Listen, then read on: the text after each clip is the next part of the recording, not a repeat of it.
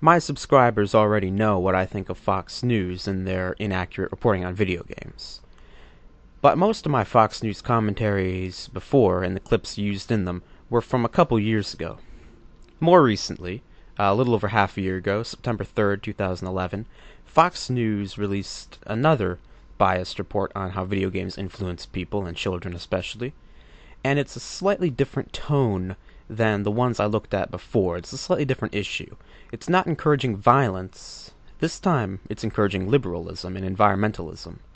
So I figured, because the subject here is slightly different, it might be worth doing. Well, the Green Police trying to reach your kids at home on the video game systems. Oh shit! Here come the Green Police. Everybody hide, quick! In all seriousness, I mean, you talk about fear-mongering. You're really gonna phrase video games as somehow being like the police? Now look, probably the biggest difference is that you voluntarily play video games. Nothing is being forced upon anybody, even if the games did have a really liberal message. And trust me, the games they point to don't. But even if they did, look, it's still something you're choosing to play. There's no conspiracy behind it. In the SimCity Society games, kids have to build environmentally friendly towns or face a fine. That sounds like a good lesson. But is this promoting education or just a liberal agenda? I'll address more about this liberal bias BS that they're making up in a later clip, but I do want to point out that even though they're talking about SimCity, the games that they're showing are Modern Warfare 1 and Flower, which is a downloadable PlayStation 3 exclusive. To go off on a quick tangent, if you have PS3, you should definitely try Flower. It's just a PSN title, it's like $10, but it's really good. And having played the game, I can tell you there is no political message to it whatsoever. And especially Modern Warfare. I mean, in that game you're running around heavily armed shooting people. It's not exactly pro-gun control. What they actually have to purchase. Joining us now is radio host and parent TJ McCormick. Nice to see you this morning, TJ. And you, buddy. So let's get into some specifics. Only a really lazy news network would give being a parent as a qualification. You dive into the specifics of the game that it gets a little bit gray or not green. Yeah, and when you use fear, you know? Yeah, I'm sure he does know. I mean, he works for Fox News. They're experts using fear. Now, immediately after this, in the same segment, they both basically argue that video games don't have much credibility when it comes to making any sort of political message because they make money. They seek to make money off of their product. Now, I had to edit out this clip because the source I got it from put some marks on it. But the point, I wanted to address the point, because the point is so obviously false. I mean, TV tries to make money, books try to make money, movies try to make money, and they can all make very good political points. Heck, every politician ever has been looking for money and power. So unless you say that none of those sources are credible for political opinions, it's very hypocritical to say that video games can't make political points. Well, let's be specific, sure. because in this game, SimCity Societies, one specific thing is players choose alternative energy options like wind and solar and stuff for city infrastructure and soy farms and stuff instead of nuclear power. Right. Now, the implication here is obviously that video games have some sort of a liberal bias because they don't put in nuclear power, but they put in a couple other forms of alternative energy. Now, for international viewers, conservatives tend to be more in favor of nuclear power in the U.S., while liberals tend to be against it, but for other types of energy, alternative energy.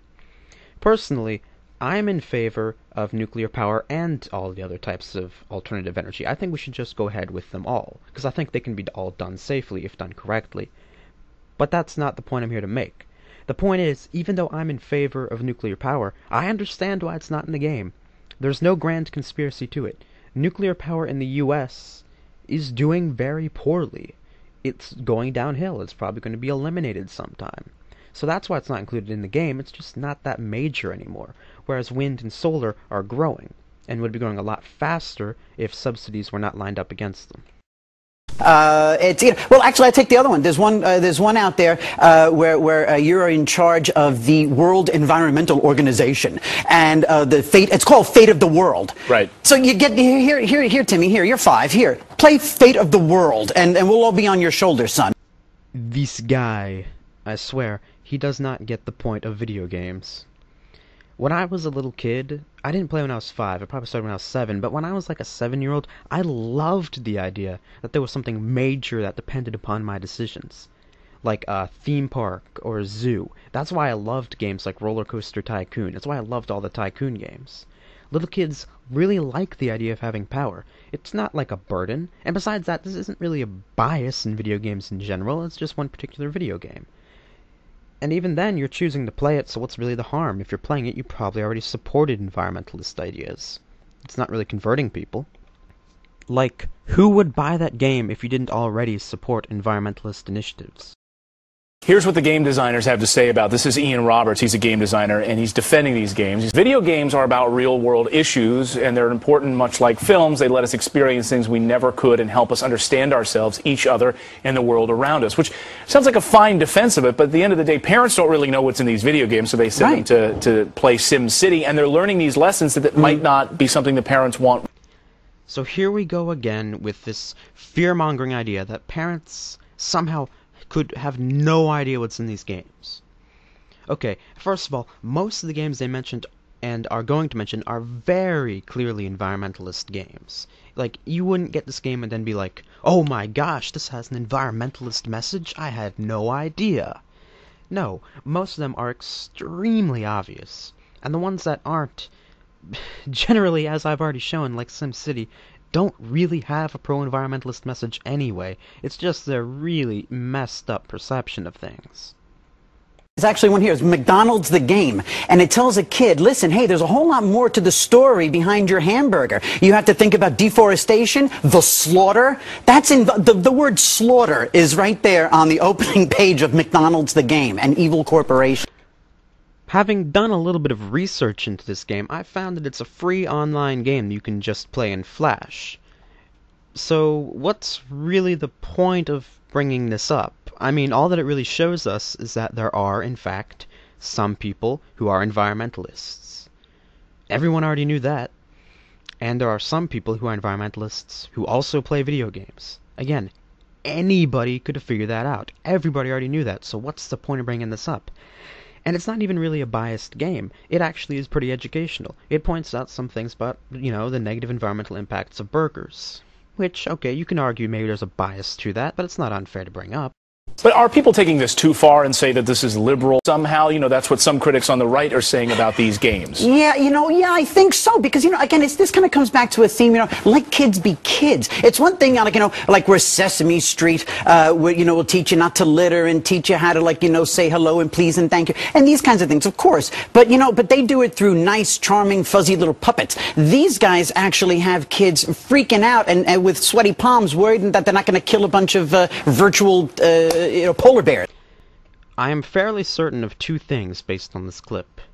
That guy completely ran out of things to say, and that's why he contradicted himself by first saying that he agreed with the statement that people were taking this too far, and saying that it was a liberal bias, and then talking about how horrible it was anyway. But also, I'm pretty sure if kids were actually that disturbed by these video games, they would just stop playing. That's a good thing about video games. You don't have to play them. Despite what they said earlier, the green police aren't here to make you play these games. Just don't play them if you don't want.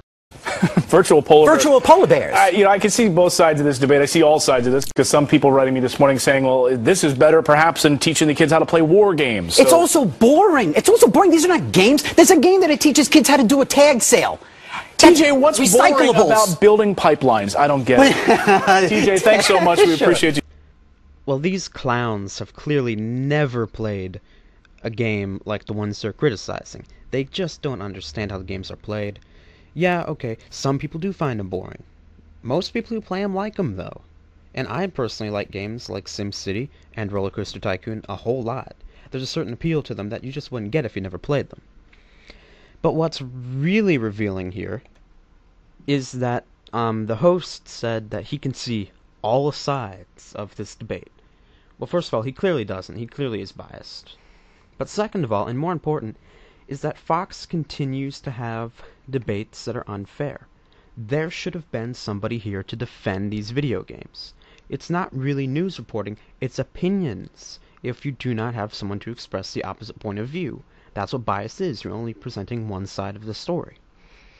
Video games clearly have their own side of the story, but they didn't have anyone up on that stage, on that set, to defend the video games. So it was essentially a 2-on-0 debate. Alright, viewers, well, that's about all I've got to say on this one. That's where the segment closed. I don't have too much more commentary on this. I will say that I originally intended this video to be a little under 8 minutes long. That apparently didn't quite work out. I was intending this to be a sort of a Fox News commentary light. For any of the viewers who haven't seen my Fox News commentary, go check that out. If you click on my channel, right now, it's the first video that'll come up. It's my sort of featured video. And yeah, so please go check that out. If any of you want to leave a video response, by all means, go ahead. I'd love to get video responses. I hardly ever get them. I'd love to get a lot more. I'm going to be posting this as a video response to the guy who inspired me to make this video. Please comment, give it a thumbs up or whatever, and please consider subscribing. It is free after all.